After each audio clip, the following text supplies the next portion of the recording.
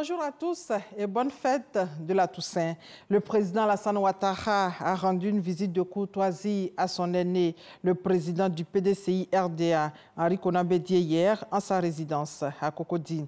Au thème de cette visite, le chef de l'État, Alassane Ouattara, a indiqué être venu, comme d'habitude, saluer son aîné Henri Konan Bédié et lui faire un point de la situation socio-économique du pays. Le reportage complet de Viviane Aïmé à 13h.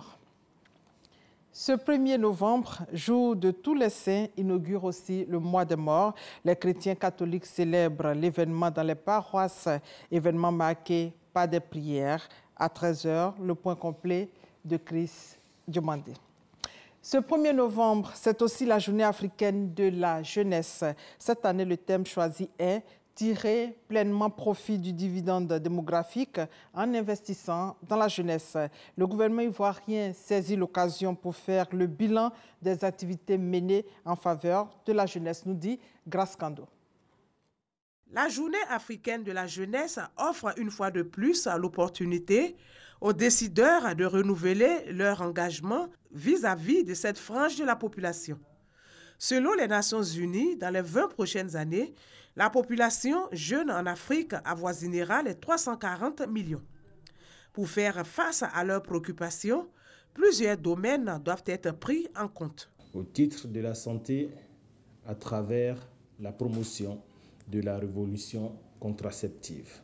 Au titre de l'éducation, avec le développement d'un programme d'éducation en santé sexuelle et de la reproduction.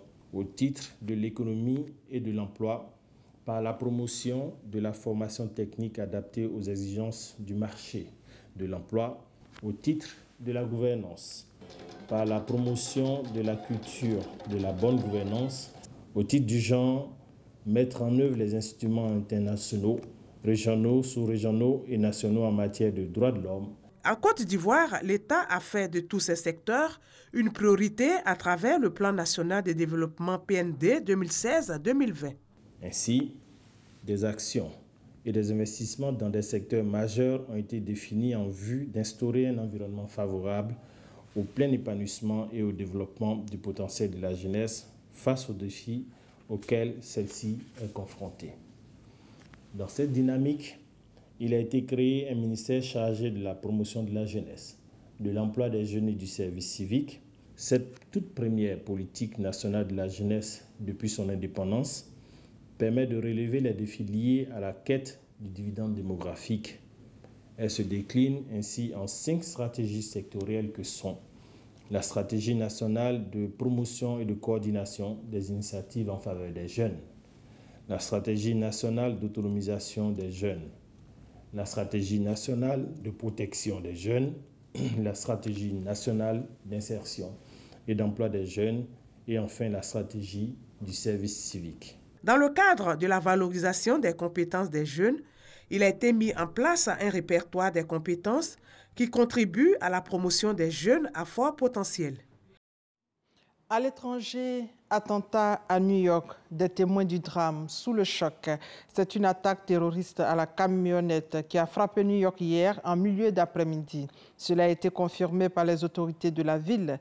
Un camion loué par un jeune ouzbek de 29 ans arrivé aux États-Unis en 2010 a délibérément foncé sur des cyclistes. 8 personnes sont mortes, une douzaine d'autres sont blessées. Au Mali, un civil et 5 militaires maliens ont été tués hier dans le centre du pays par de présumés djihadistes. La situation sécuritaire dans le centre du Mali reste donc préoccupante. Des renforts ont été tout de suite dépêchés sur place. Pour terminer, au lendemain de l'élection présidentielle controversée au Kenya, l'Union européenne s'inquiète du climat politique délétère qui a nui à la crédibilité des élections. Dans un rapport préliminaire, l'UE, qui a observé la préparation et le déroulement du scrutin depuis le mois de juin, appelle à un dialogue politique urgent dans ce pays. Voilà, et c'est la fin de ce flash. On se retrouve à 13h. Merci de votre fidélité.